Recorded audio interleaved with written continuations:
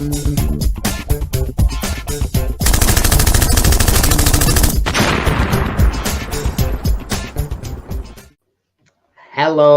and welcome. I am, of course, the Restless Kaiser. And I am, of course, the Johnny B. The Johnny B. I'm Woolly Mike. And I am, of course, Jamie. But together we are Modeling for Advantage. Beautiful sound, beautiful sound. We'll just catch up with the folk in the chat then. A rich John can only watch the start. Well, that's enough, mate. You've got the sight of beauty for you to behold. That's going to catch it in a rerun. Nick from Team Clueless Games. Hello there, mate. Josh Wood is going to catch it in the rerun. Aled is here, of course. Tony Halton, Saffron69.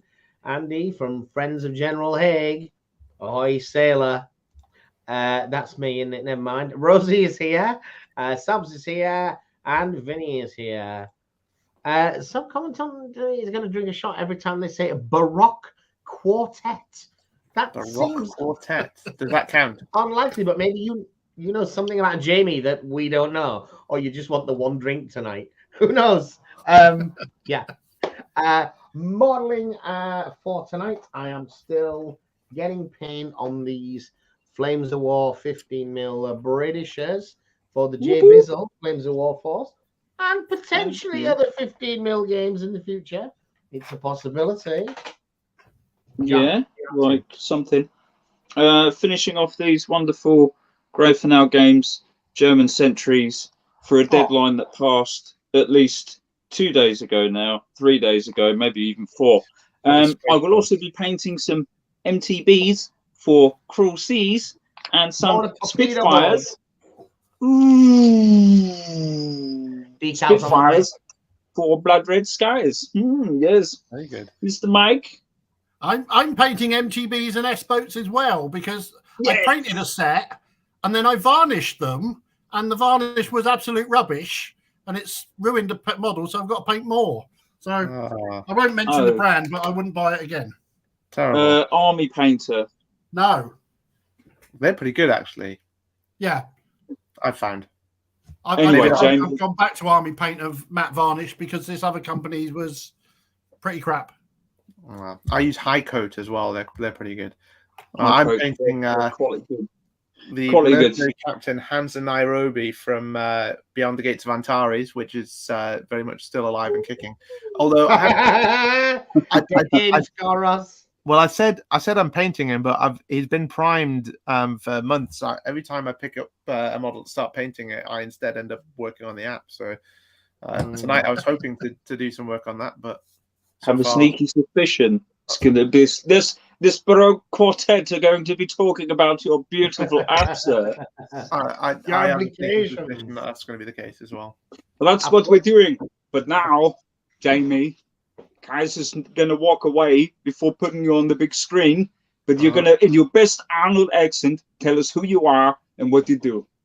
I'm not even going to attempt the Arnold accent because you're so good at it that come on now, stop being such Okay, well, maybe I'll sneak it in later. So I'm Jamie. Okay, you may have seen me before on this show. I'm a software developer by trade, wargamer by nature, and I've managed to combine those two different sides of my personality to make apps for the wargaming industry. So I made the official app for Fallout Wasteland Warfare. I made an app for Beyond the Gates of Antares earlier this year, and for most of the last year and a half, I've been working on the official Warlord Games list building app, which is what I think we're going to be talking about today. It's what I talked about last time. It's all I ever seem to talk about. And that's going to be Warlord's list builder app for all of their games, but just starting with a few of them. So, that's me. Epic. Sweet.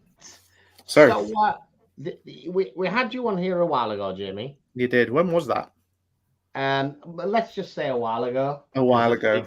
It wasn't a year, I don't think. It wasn't a year. No, it was. I think it was earlier this year.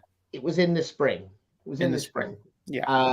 And at the time you had been working on the bolt action app. You're like, this is just about sort of ready to go into beta testing. I'm gonna put it out there in the wild for people to have a look at and play with.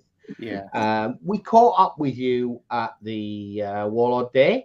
You did. I didn't run fast enough. You caught up with me. And be here all night. You launched the app, went live to the public that very day. Indeed, I seem to remember. And at the moment, it's still free because it's in. I think we agreed the term is beta max. Yes, beta max. Rather than beta plus. So if you are you up for sharing a screen with us and sort of taking us through what I mean? We're most excited about it because it's a bolt action app, but when it's finished in its entirety, it's not just bolt action; it's all of the Warlord franchise you're working on, right? It will be, yeah. So let me just share. Let's go with sharing a tab, so you don't have to get the whole desktop. Warlord Games, that one there. So this is a there we go. So this is a web app, but it's also a native app. So if you go to app.warlordgames.com, you'll see something like this. I'm showing you my local version because it's slightly ahead of the live version, so you get a sneak peek at some features. But at app.warlordgames.com, you'll also get a link to the Android and iOS versions of the app. And let me just log out because when you get here, you'll have a login and a register link. If you haven't already used the app, then you might already have an account to use the app. So it uses the Warlord community installing, as I type, very good, friends of General Haig. So it uses the Warlord community site for your login. That's one of the things that Warlord wanted to do, is kind of push the community site, get more people using that. Now, if you might not know if you've already got a Warlord community account. If you're not sure, click on register and go and try and register with your normal email address, and you'll quickly find out if you already have an account registered. And then you come back to app.warlordgames.com and log in. Now, we discovered earlier, Kaiser was logging in. If you have any special characters in your username, that might not work. So just log in with your email address if you want to be sure. And then once you log in, it'll take a second, then you'll get this. So you've got a link to the list of games there, but you've also got a menu on the right-hand side that you can open up to see everything. So you should see something like this. You won't see admin because you're not an admin, hopefully. If you do see admin, please email me at once. But you'll see we've got 3 different games that are in the app. So obviously the one that everyone has been talking about has been Bolt Action. So we've got a list builder in there and a library, which is just for referencing special rules and units without having to build a list. And then we've also got Black Seas and Blood Red Skies as well. So which one do you want me to look at first? Well, if you start with Bolt Action, because it's that's the premier game, man. Right? It's the premier game. Yeah. We must at least look at the others. I think if that's right. I know they're not nearly so complete. So talk us through. Yeah, of course. So just to answer lack of foresight gaming, every game is planned. It's as for when they'll get in there, I can't say for sure. But the idea of this is that it will be one app with all of Warlord's games getting the same treatment. And obviously, the way we'll prioritize that is mainly driven by how popular the game is. So Bolt Action obviously goes to the top of the list because it's the majority of Warlord's business, and we need the app to make money to be commercially successful in order to justify more work on the app. So the ones that are going to garner more users are good for us. So we'll target those. But things like I want to get Judge Dredd in there because I'm a big fan of that game. Yeah, so for now it's just those 3. So you can see here Black Powders is very popular with the YouTubing audience. I don't know how big it is because people play it with other than just Warlord's figures. So exactly. It's a bigger game than perhaps their sales indicate. Yeah, and so essentially what we'll be looking for as well as sales figures is requests that we get from the community. So I've already had people reach out to me with their kind of wish list. People want Conflict 47 and things like that. And we'll put like a finger in the air and try and get a sense from those requests which ones we should be targeting next. Obviously, the other thing is we've got to learn each of these game systems really to implement it well, because nothing would be worse than just kind of churning it out and getting everything wrong. Now, I say that fully aware that I've got some things wrong already, but we're aware of where our failings are, I hope. So yeah, this is kind of what it looks like. I've got a bunch of forces that I've created already, and if I want to create a new one, I can go and create a new company, choose any nation. We've got bolt action careers in there. I don't think that was there last time we demoed the app, and so if I just pick, say, Great Britain, as we'll call it God Save the Queen, well, yeah, even though it's probably a bit late. Might be a bit late for that, yeah. Yeah. So then I get this new force down here. It's a reinforced platoon. And you can change the theatre selector at any point. You don't have to kind of choose it at the start and be stuck with that. So if I just leave it as reinforced platoon for now, you can see I got my free forward observer there. So I'll just go and add him in. And that's 0 points. I can go in, I click on that and go and add an attendant for 10 points. I can change him to having a submachine gun. And you can see here it's updating the stats on the page as I change everything. So he's got a pistol by default. I think that should have actually replaced the... Oh, no, 2 pistols. Yeah, okay. We've got a submachine gun and an attendant with a pistol. I'm not sure whether the attendant's supposed to get a submachine gun as well. That, I think, was ambiguous in the rules, which is why it's displaying both. But you can see there, if I actually remove the submachine gun, it tells me how many of each weapon I've got as well. That, I think, is quite handy if you've got mixed weapons in a unit, so you can, how many dice you're rolling for each one. And then go back, and you can see actually on here I've got these validation errors. It's telling me that something's wrong here. It's not going into any detail on this page, but we do get more detailed validation errors later. If I add an officer, for example, let me just switch that off detail view. You get detail view with kind of what weapons and options they've got, but I tend to prefer the kind of more compact view, so you can see more. And so managing what's on the screen, right? Yes, exactly. Just so you can kind of see there, you get the different number of points costs depending on what the experience level is. You get what weapons they've got by default. But a lot of the time, if I already know, I actually just want a couple of inexperienced infantry sections, I can click on those, and then I've now filled out my selection, so everything else goes grey and I can't select any of those. If I then go back to my force page, those errors have gone away.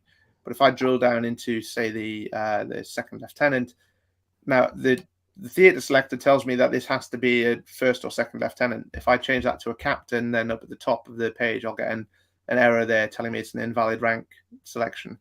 Now, you could argue that I shouldn't be able to select that in the first place, because if it's wrong, then I shouldn't be allowed to.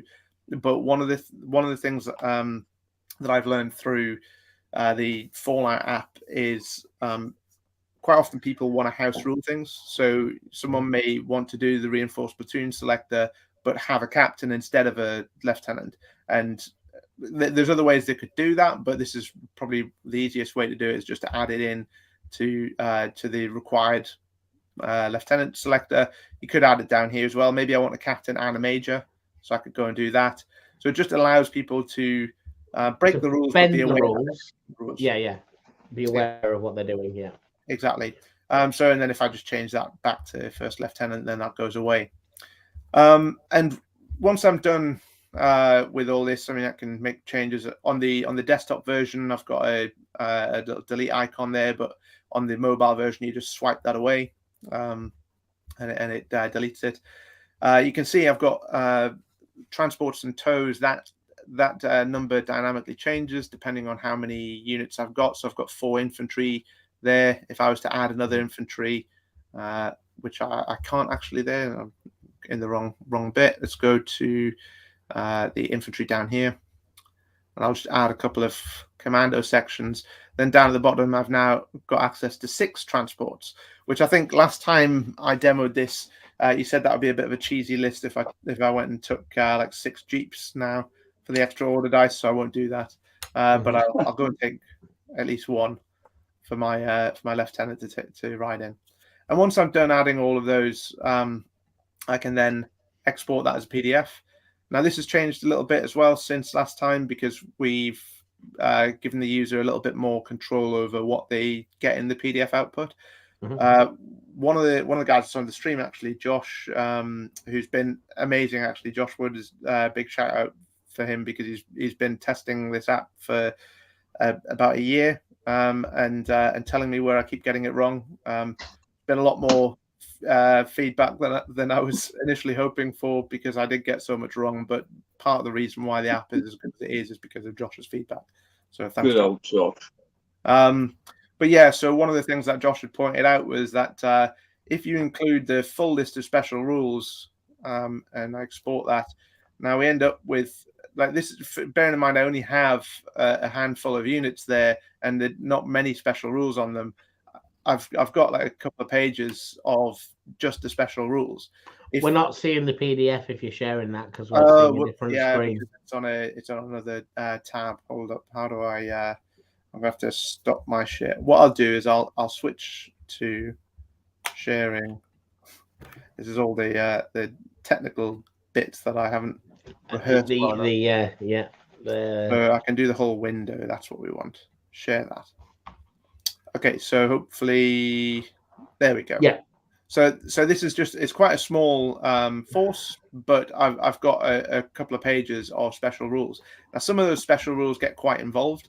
If I was to add like a flamethrower team down here somewhere, I'm pretty sure the flamethrower special rules are quite long. So let's just try that. Export. Whoops. Didn't actually click on the button. And then I end up with a page of just the flamethrower rules. Now, a lot of the time, you don't need that level of detail in your PDF. You probably know what the special rule does. You might just need a quick reminder. So one of the things that my lovely wife Stacey worked on was summarizing all of the special rules, so that when you export, you can just select summary, which is the default option, and instead of that long paragraph of text, you get just a little summary here that will kind of remind you of what it is that rule does. It won't go into all the details. Some of them are quite hard to summarize, and in cases where we think you still need to go and read the full description, we've tried to put in a page reference number for the core rule book as well. So that's one of the things that we changed there. We think the PDF output's pretty useful. And another recent addition is the ability to share that force with other users of the app. So one way you can share it is just select viewable by anyone, and it'll give you this link, which I can copy, and then if I just paste that into the browser there. Now, this might not actually work because I'm not logged into the live version, so it's not going to work. What I'll do is just modify the URL a little bit. Pretend that I didn't have to do all this. So it'll take you to nothing. What's that? Why is that not working? This is it. This is the curse of the demo. Copy that. Warlordgames.com forces shared bolt action. I think I got the URL slightly wrong, actually. That might be why. Yeah. All right. So I've obviously got a bug there. Let's pretend we didn't see that. The other way that you can actually access that shared force is with this code here. Now, the reason the code is there is because some people are using a native app where you can't just change the URL, right? Because it's just an app. It doesn't have an address bar. So you can copy that there. And if I go back to the list, this is like people using it on a phone or whatever. Yes. Yeah. Native app. If you're on your phone, you can click on this little cloud button here to import a force. You paste that code that it's given you, click on the button, and it'll take you to this shared page. Now, this is what anyone would see if you were to go onto the live app now and put that code in, you can see the same force that I've just built.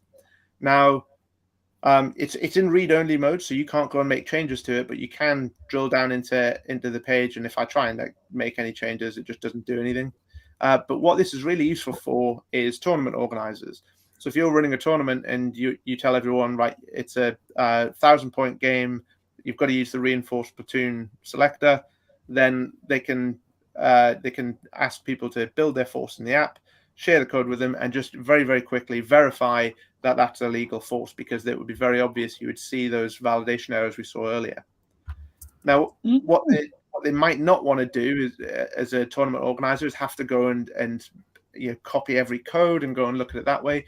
So another way that you can share it, and you can kind of see I've taken some cues from the way that you share things on like Google Drive, for example, is you can share with specific users.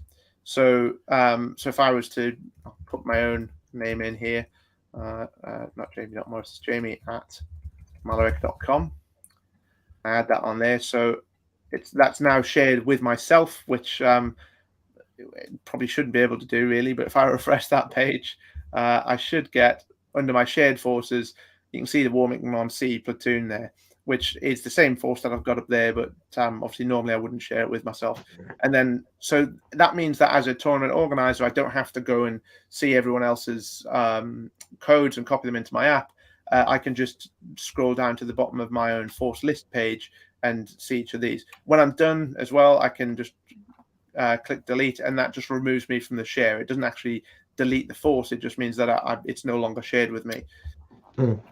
So I think that's potentially quite useful for tournament organizers. It also means if you do want to share a force with someone, I probably should have showed this. If I just go to that shared force again, you can then save that shared force to your own account. So if you've shared a force, say on Facebook, and say, oh, this was the army list that I used that I won, the last bolt action regional tournament with, then you could share that, and everyone else could be like, oh, that's a really cool list. I'll just copy that to my account. So you click save, and now it's copied it to an editable version. Yes.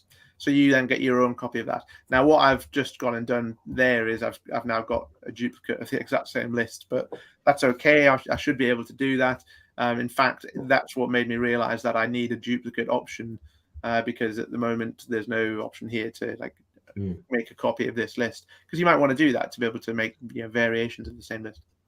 So that's kind of where bolt action's at the moment. I don't think there's really that much else to show off with it. It supports multiple platoons, and you can lock it just to prevent changes, so you don't accidentally remove something, and it kind of compresses everything down.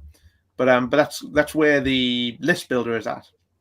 But I also added this library section, and this was just so that you can look up any given special rule, and you can filter it by, say, flamethrower. I wanted that one, and I get a full description of that rule. So that's just handy if you you want to be able to reference it quickly. Like, say you're using the summary in the PDF, and then units. Now with units, it doesn't preload them all because there's so many units. I don't want it to grind to a halt trying to load 1,000 and odd units. So you have to search for a specific unit. But if I search for the Home Guard section, it comes up reasonably quickly. I tap on that, and I get a full description of them, including, as I mentioned to you earlier, Kaiser, the theaters where you can get it. Yeah, the list of all the theaters that include this unit. So whether that's included specifically by name, or if it's just allowed because it's any infantry unit, for example.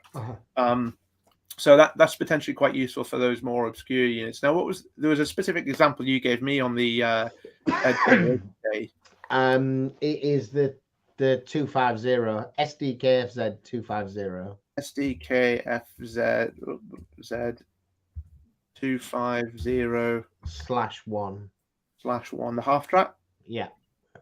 So that's allowed in 14 theater selectors, which sounds about right. I seem to remember. That sounds really wrong. It's a 1943 vehicle, I think.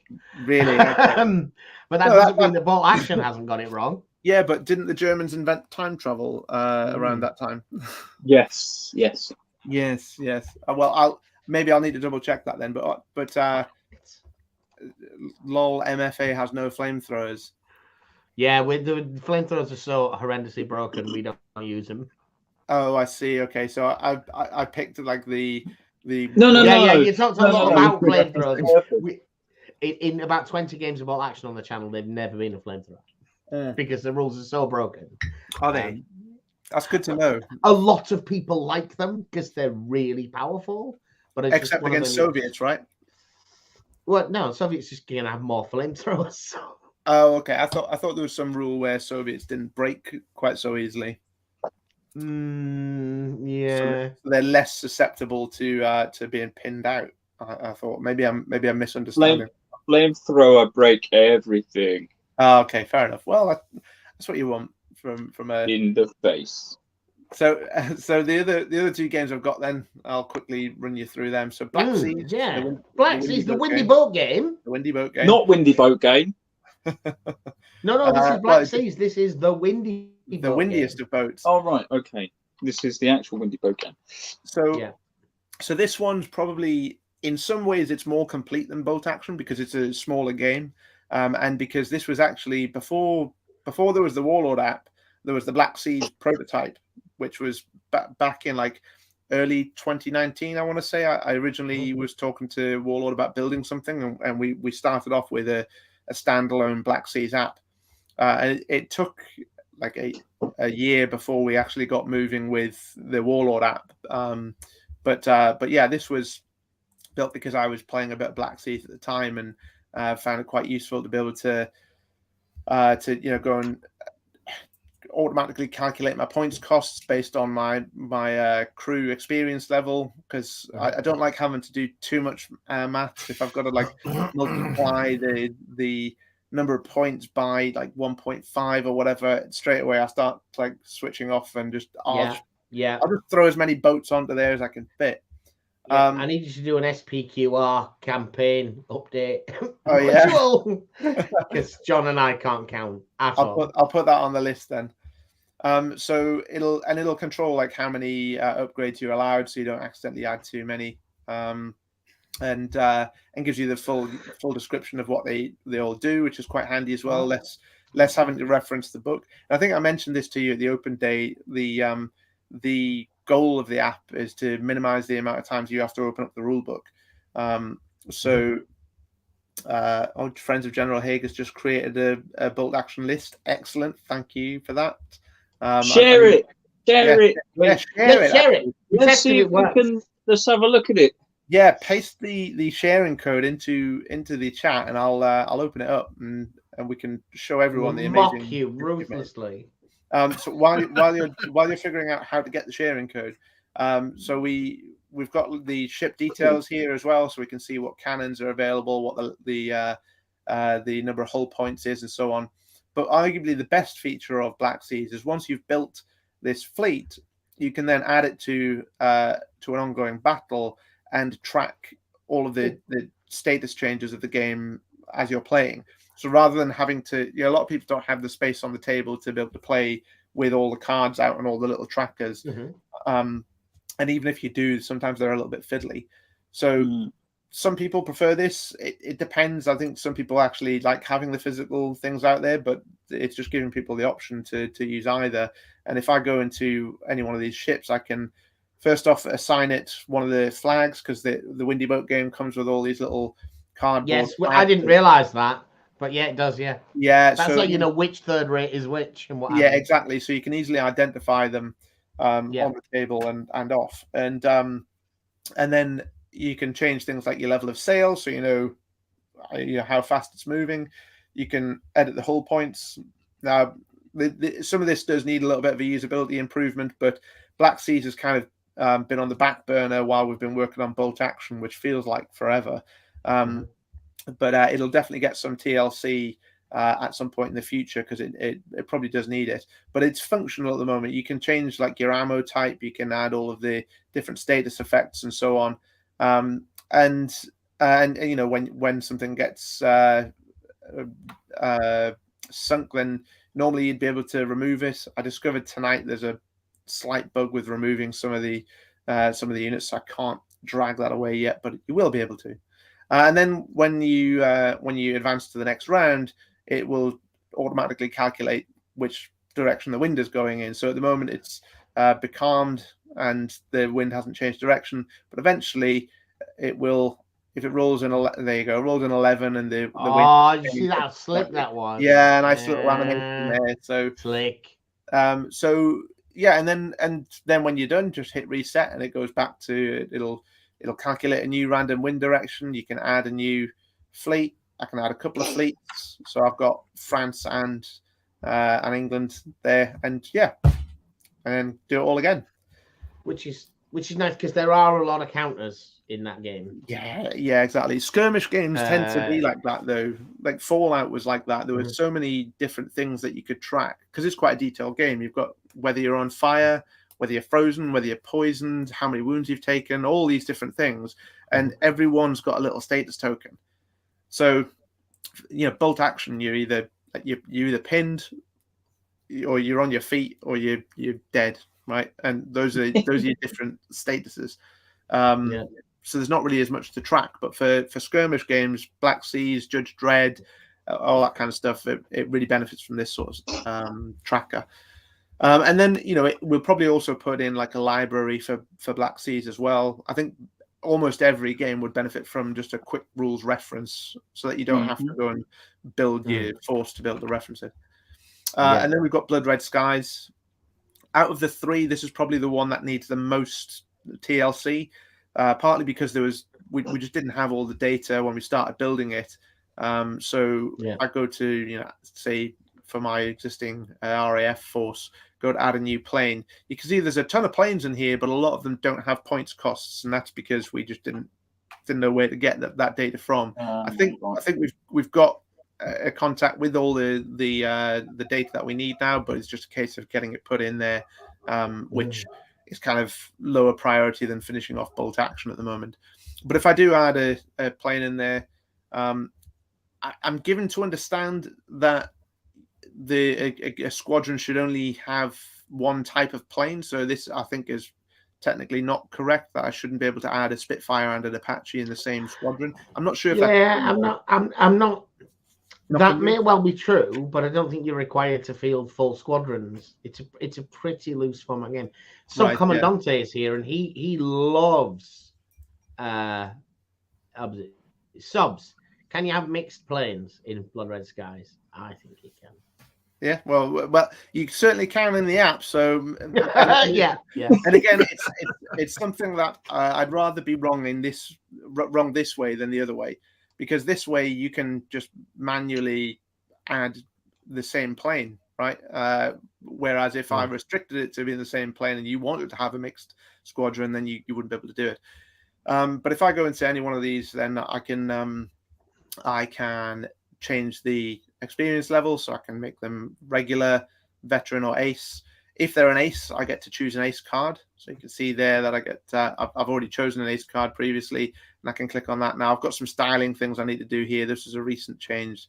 That's supposed to look a lot nicer. And we were looking at buying this the other day, weren't we, John? Getting a Johnny Johnson Johnny Johnson. Yeah. The Diggler or whatever his name was. Well, we're going to get you Douglas Barter, mate, because he's got That's no the legs, one, yeah. Captain No Legs. Yeah. So yeah, and then you can like change which trait you get for this particular plane based on the traits that they're allowed, and those traits are what's on the aircraft card. And you can see what you can sort of quickly reference any of their skills and so on. Like I say, there's some styling issues here. I don't know if I can resize this and it might change, but it did used to look great, but clearly something that we've changed recently is broken. Well, you certainly copied the art style from the game. Yeah, we've tried to as much as possible. There's I mean, it doesn't have all the images, but we're working on getting those. But even without them, we think it's close enough that if you've read the rules and you know what these symbols mean, then you can read the app just as easily as you can read the cards.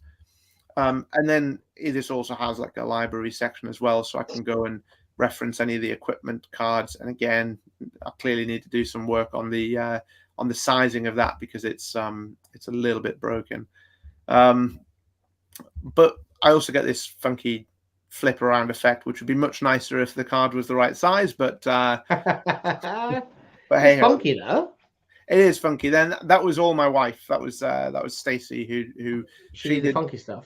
Yeah, she did most of the work for Blood Red Skies, and then I broke it. So it looked great until I got my hands on it. And that's most of it, really.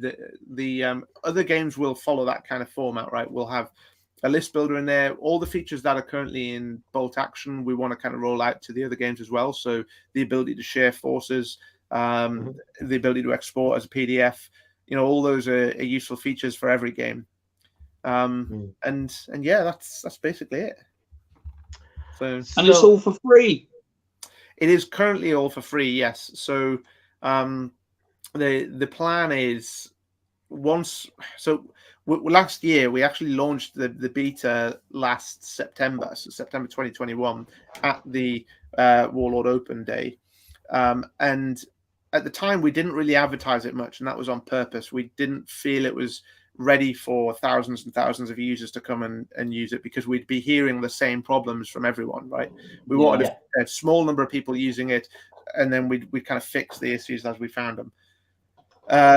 This year at the Open Day, we kind of announced it again, which it's not quite finished, to the point where we know there's data missing from Bolt Action, for example. We've still got the campaign books to do, but we've gone through all the armies of books. We've added more features.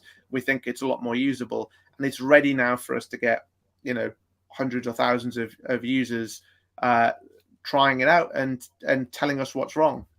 And to that point, actually, I should mention this: if you do find any problems from whatever page you're on, if you open up the menu, right at the bottom, there's this little link, report a problem. Click on that, and then just provide us with a description, ideally a better description than that. Whoops.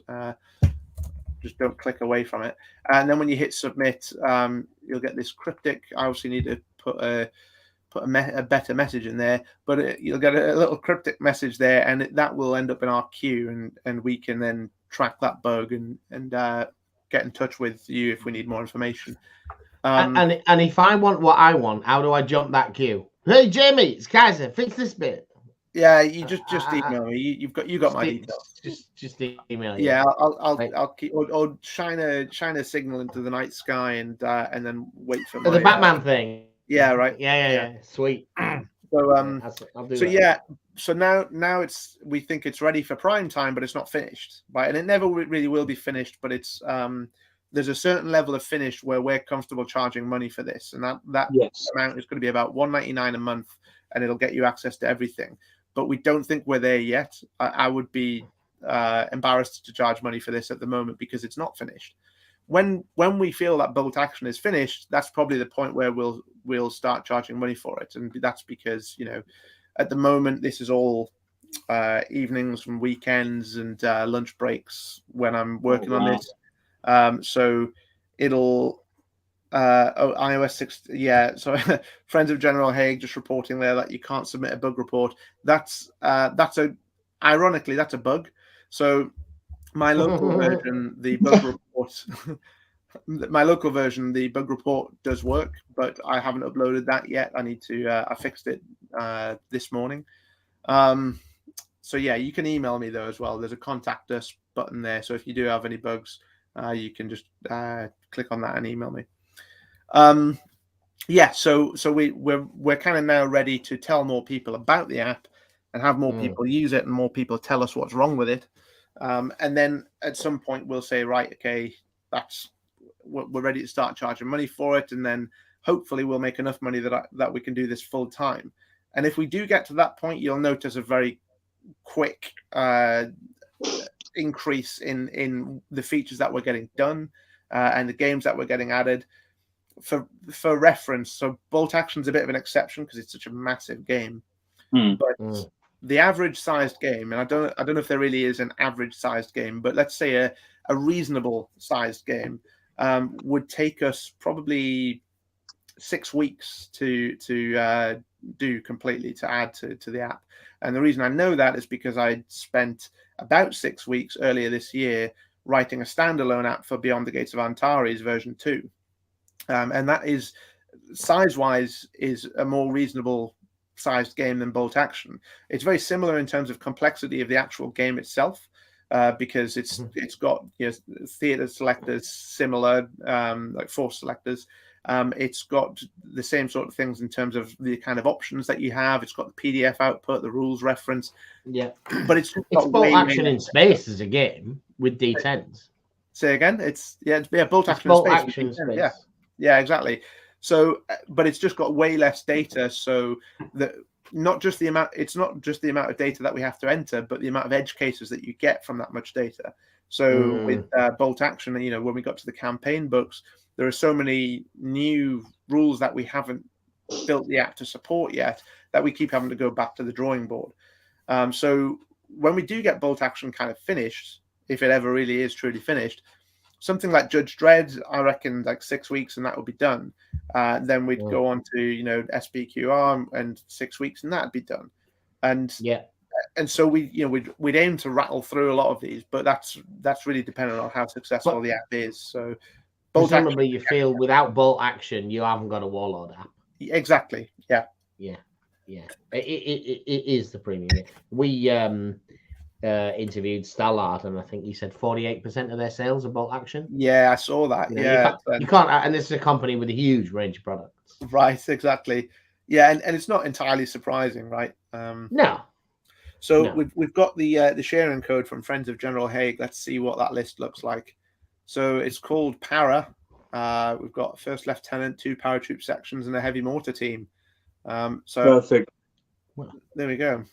He's got 12 order dice somehow. There's something missing there. It is. Has it got 12 order? Oh, you were right. How has it got 12 order dice? Keep scrolling down. Where? No, I'm already at the bottom there. Is that? Is that a bug? Yes. Awesome. That's the bug General Haig's trying to report.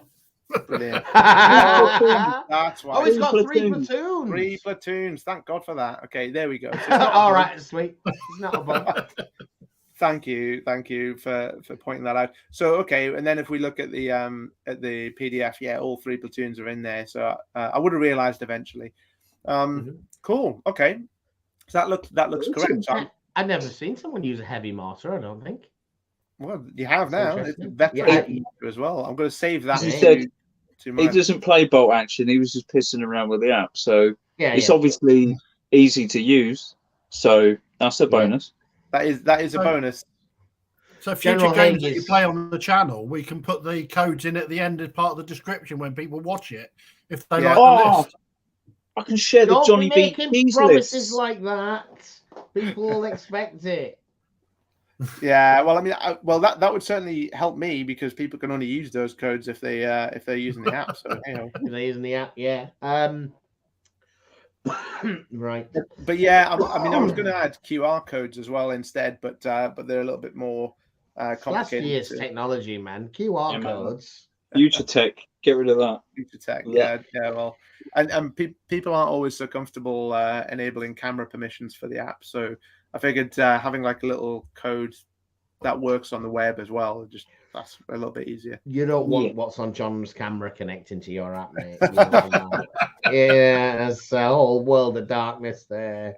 Yeah, fair enough. So yeah, that's basically where we're at with everything, and I'll give you a sneaky peek at. I've got this analytics page, so I can see how many analytics. And I can see we've had the most number of users we've had in one day is 39 users in one day, and that's a bit of a spike from where it was previously. So I think this must have been around the point where we announced it at the open day, where we suddenly got 35 users on one day. So that what I expect is we're sending out a newsletter on, I think, October the 12th, because I'm going away to Texas for 2 weeks for work, so I'm not going to be able to do much in the way of app support while I'm there. You work as a cattle rustler on the side or something? Yes, I do, yeah. Don't have the internet out there, do they? Well, they will, but I'll probably be busy working and eating steak. So, so was that like how you made a cow noise there, Kaiser? That was very apt. Sorry. So John? So we're planning, once I get back, we'll send out a newsletter via Warlord, and then that number I expect will jump up quite significantly because I've avoided telling too many people about it so far because I'm almost scared of what will happen when the masses. You've got to do it.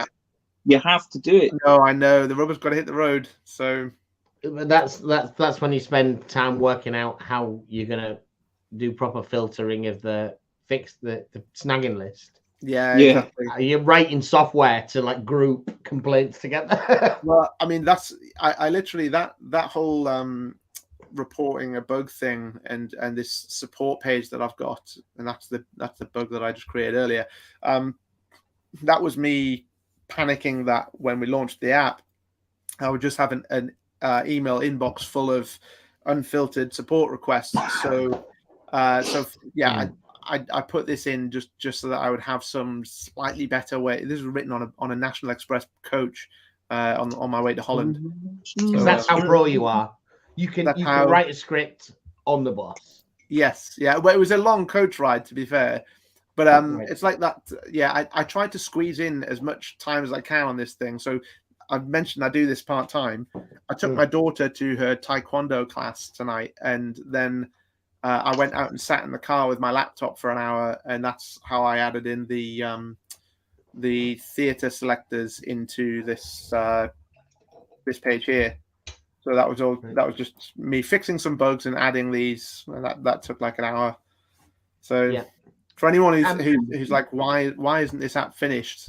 So it's because if that took me an hour to do. It's massive, and you're part of, and that's the thing with so much of this industry is like you kind of look at even companies like Warlord and Games Workshop, they're still outside of Games Workshop. Warlord and Battlefront. Outside of Games Workshop, there really aren't that many man hours go into this. No, because there aren't many staff that are fully employed, and all the rest of it is being done part time. Yeah, that's it. And but the nice thing about that though is that the fact that it gets done is testament to how much passion people have for it, right? Because otherwise it just wouldn't happen. Like stuff like this, like is not financially viable to pay for this kind of stuff up front. It might be financially viable if enough people like the app and pay a small amount per month for it. But even if it doesn't, like it's still happening because I'm passionate about this because I'm a war gamer. So yeah, I mean one of the things that really struck me, because again, when you say, as I say, when you talk about some of the fairly big companies outside of Workshop, and we've been talking to these people, so it seems that the cost of getting a plastic frame tooled, the mold made, is somewhere in the region of £20,000. Yeah, right. I mean, that's a lot of money for me, but it's a little bit surprising that that's quite a lot of money for them. Yeah, I guess it's down to though. It might cost them £20,000, but how many units do they have to ship? No, exactly. But they feel that there's an element of risk associated with it because they're not convinced that they're gonna get £20,000 out of it. Yeah, in any kind of, you're like, oh right, this is it's smaller than we think it is, Well, because for me, I remember like back when GW first announced resin back in the day, and it was Finecast. Yeah, but that's the thing. It was sold as higher detail, and it wasn't sold as like it means we can make miniatures that might not sell as many, right? Obviously, they're never going to market it like that. But so I don't know whether you do want everything in plastic, because if plastic isn't as detailed as resin, like some models you just want. I mean, it depends. If you rank and file, you probably do want in plastic, right? But there's a lot of stuff I don't think I'd still buy the resin. You're odd, Jamie. Just saying. Yeah, mate. That fact. Yeah. Most people don't want to touch resin at all. Really? Don't want anything to do with it. No. See, I love my resin models, especially like Modifius. A lot of their stuff's in resin, and it's 32 mil scale, so it's just a little bit bigger than bolt action, but you get a lot of extra detail in there. I also like metal models as well, because I just like the weight of them when you pick them up. Yeah, I mean there is something about the feel of a lump. Yeah, I mean mixing a collection I think is always problematic. You know, well, yeah, especially if you go to pick up the model thinking it's metal and then it's plastic, and you launch it off the table. Yeah, or you know, at the end of a gaming night, you're putting them back in the Quality Street tub, and you're not wrapping them up in the toilet rollers neatly, and the metal one just crushes all the plastic ones. That's grim, man. I remember, you know, and it's a sign of perhaps being a little bit more mature in the hobby and in having a bit more stuff of the kind of things that you need, like that, and playing a game down the local club with somebody who had various, you know, centerpiece Warhammer models that were quite fragile. Don't know if you know what Celestine is, like this big angelic thing that's held suspended in the air on scrolls of paper. Right. And I played the guy this, and then he's just dumping him in this Quality Street tub at the end of it, thinking that model isn't coming back again, mate. I can't. No. I just can't bear to watch it. Yeah. But I know that 25 years ago I was doing exactly the same. Well, I went. So when they relaunched Antares version 2, I went along to Tim Bancroft ran like a Antares boot camp. It was right. Like a little mini tournament, but really to introduce people to the new rule set. And I took along 3 or 4 armies with me because I was playing one and I was loaning out a couple of others. And they're all in nice cases. They're in KR multi cases and surrounded by foam. And I still snapped half my Boromite vehicles off their bases. They're massive, though, aren't they? The floating platforms. Things. Yeah, that's it. And heavy. Yeah, I don't think, like, for me, it's not the storage that's the problem. It's my big meaty man hands that are incapable of you know, picking up models delicately. Careful, Jimmy. I'm feeling a bit aroused with language about your big meaty man hands. My man hands incapable of a delicate touch. I mean, I've come over all queer. All right, mate, we've still got 5 minutes to go. We've still got 5 minutes to go. I've done a bit of painting now, a bit of contrast paint on there. Look at that. That was what I was just getting to. So I have got some English uniform brown on some of these models. John, where you get up to? Mate, I am really torn. The only thing I've really done is this officer. But as you can see, he has a red band and a white circle. What do I put in that white circle? Now that came up in relation to Jamie's model, Jamie's thing. Somebody asked about an iron cross in your flags for Germans. I went for that. I just went for the German flag as opposed to any kind of Nazi symbology. German flag at the time. Yeah. Right. Okay. Yeah. So where was it? Mike, where did you get up to with your painting, sir? 6 E-boats, maiden, I should say, and 6 MTBs base coated, ready for the next phase. So, and I've been building a list on the app as well. On the list on the app. Right. So show us this Antares model in it then. So, I mean, I've literally only just started on it. So he's got beautiful. Done his cloak in snakebite leather. That's a freeborn dude, right? It is. It's Bovan Tuk. So I've got Bovan Tuk and Hansa Nairobi, who are a unlikely duo, I guess. They're mercenaries. They are mercenaries. See, I told you Antares isn't dead. You know it, and obviously I know a bit. I've never played it, but. Well, if you want a game anytime, I've got basically every army now. In fact, I say every army. I haven't painted Mount Freeborn yet. These are the first Freeborn models I'm painting. And they've just released the Vol, who are like an alien species, and I've got one model painted, and the rest you've got to 3D print them. So they're gonna do a print on demand service, I think, but it's like a community contribution. They got Tim and Rick Priestley paid a guy to come up with these awesome designs for the Vol. But obviously, it's a community effort now. So they produced the STLs, and now you've got to go and print them yourself. But they're beautiful models. Ooh. Right. Yeah. Well, yeah. I don't know. I'd like to say yay. It's nice that they're it's nice that they're there. Better than not having them. Maybe you can do that for us the last couple of minutes, because you're such Antares Fanboy lover. What's the situation with Antares then? Dead game, right? No, God no. It's in fact, so it depends on what your metric is that you measure it by. It's very much alive. There's a community of people who are very passionate about the game, and the difficulty is, depending on where you are, is finding players, because people haven't necessarily heard of it, right? If you want to play a war game that's sci-fi, you're probably playing 40K. So version 2 just got released. What happened was Warlord moved production of all the miniatures to Skytrex, which is their sister company, and the rights of the actual game went to Rick Priestley, the original author of the game, and Tim Bancroft, who'd long been the sort of primary community supporter on the Antares website.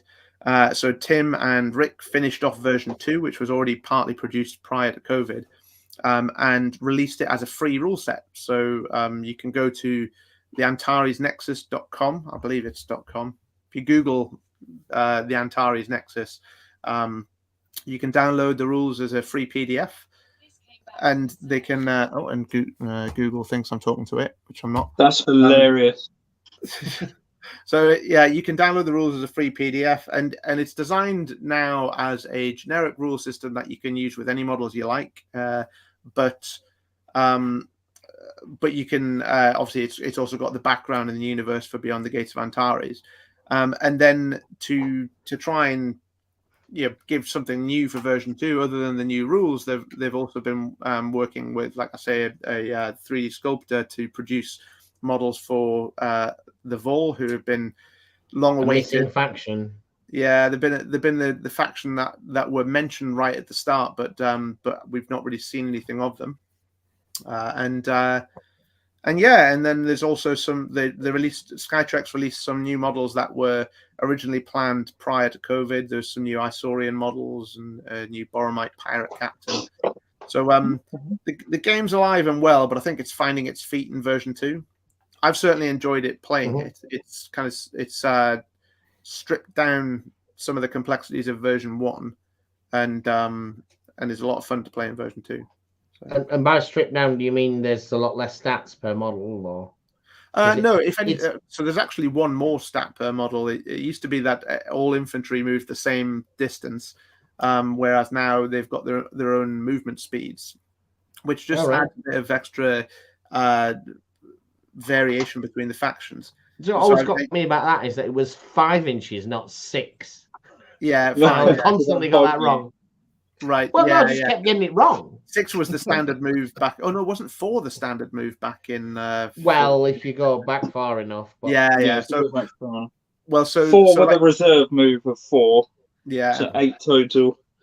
So the nice thing now, though, is that you actually do have fast and slow units. So your Boromites are pretty tough, but they're slow, so they're not so good at objective gathering, that kind of thing. But then just certain things where in version 1, I think there was a few rules that they didn't really contradict each other, but one rule would do it one way and another rule would do it the other way. And what they've tried to do is simplify it so that you don't have to remember all these edge cases and remember, this one you've got to roll low, that one you've got to roll high, that kind of thing.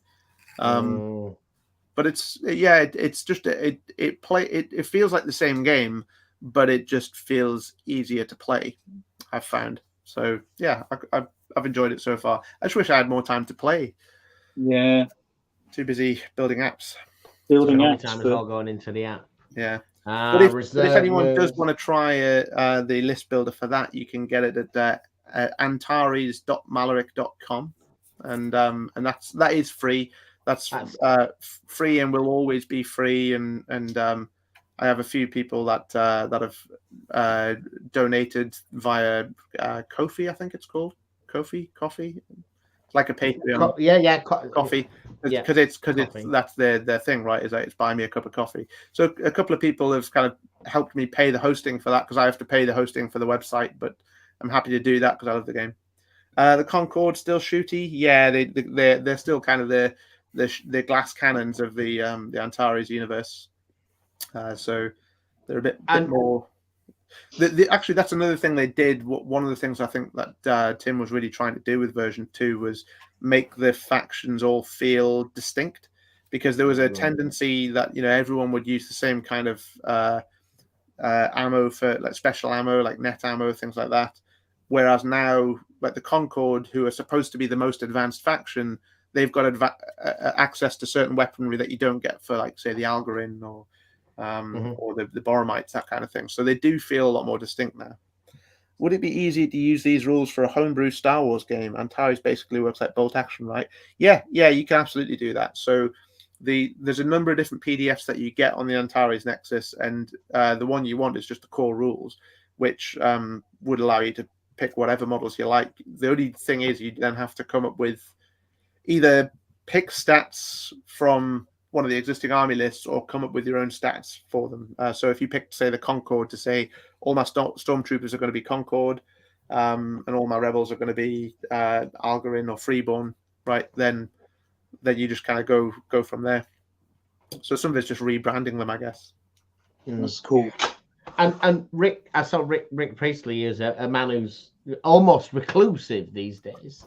I'd seen he'd come out and done some stuff about this. He'd done some podcasts and so forth. Yeah, I think he's keen to see it continue, isn't he? And yeah, absolutely. Yeah, I think it was a kind of a passion project of his, because he I think he wrote all the background for it, right? As well as doing the rules themselves. But yeah, I think he's keen for it to continue in whatever form, and I think the form it's kind of taken now is probably the best thing they could have done for it, because it's hard competing with Games Workshop in that space, right? Bolt Action succeeds not only because it's a great game, but because Games Workshop don't have a World War II war game, and it's called Imperial Guard.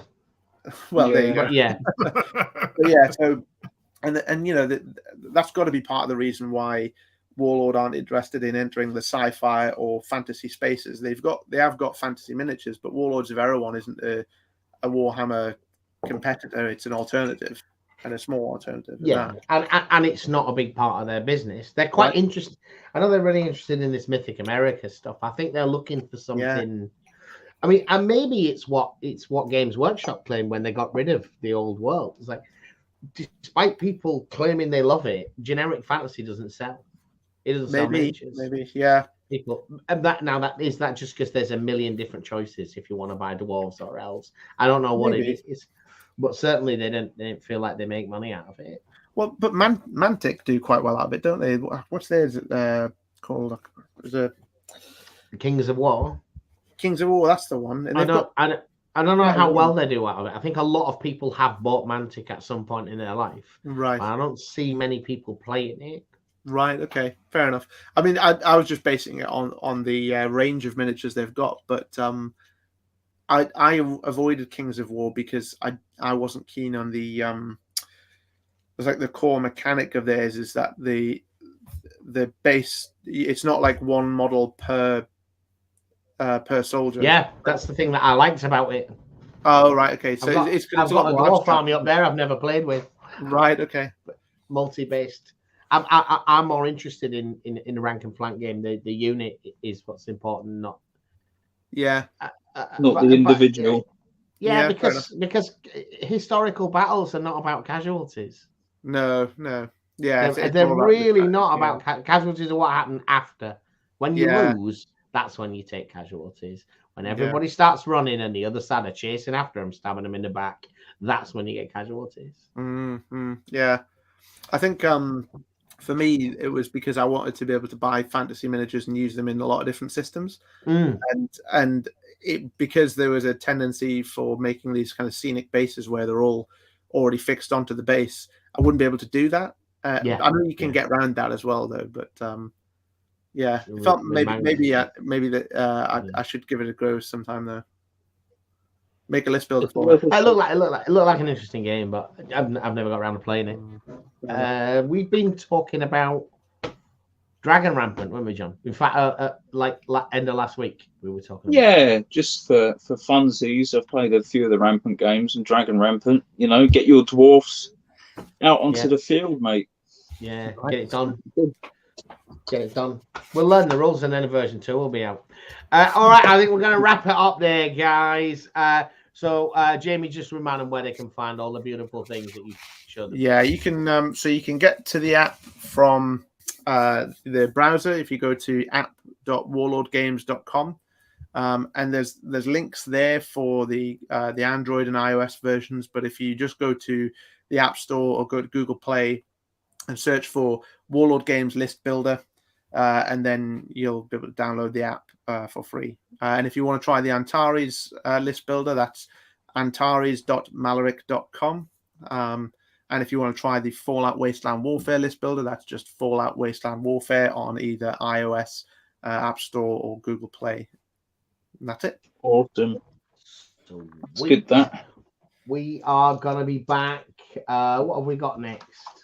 We have got a week on Saturday. So Saturday the 1st, we have got Todd, Wardrobe Plays World War II. And the plan is to talk about miniature agnostic games and the reusing figures for multiple systems and replaying battles in multiple systems. You know, take a scenario, play it Flames of War, play it Bolt Action. How does that play out? Because Todd on his channel, he does a lot of that. He buys scenario packs from like the Lardies and stuff and plays them in 4 different systems.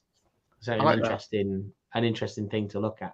And you get very, very different results as well, it seems. Really? So that was a good thing to talk about. Yeah. And your man, Alan, if you watch the Kingmaker half of the live show, when we had the Flames of War guys on as well the same week, he's actually designed quite a lot of board games in talking to him, including the Airfix make a miniature war game in a little box for like starters. He's the guy who wrote that. Oh, there you go. So I'm gonna get him back on Airfix war game or something. It's called. Yes, that. It comes with cardboard standees or something or tokens, but it's designed to be played with the Airfix models. But anyway. But he wrote that. So I got to get him on. He's coming on in a couple of months again. We talk about board games, about games design. Anyway, nice. Interesting. Should be fun. And at the end of the week, you will see a Gentleman's War Bolt Action starter set unboxing. We'll push that out on Friday because we finished it. And that's about it, I think. So you got your hand on a 222 then? Got my hands on a 222. John's already painted the Humber armored car. Yes. We'll see you in the future. Bye-bye. Bye.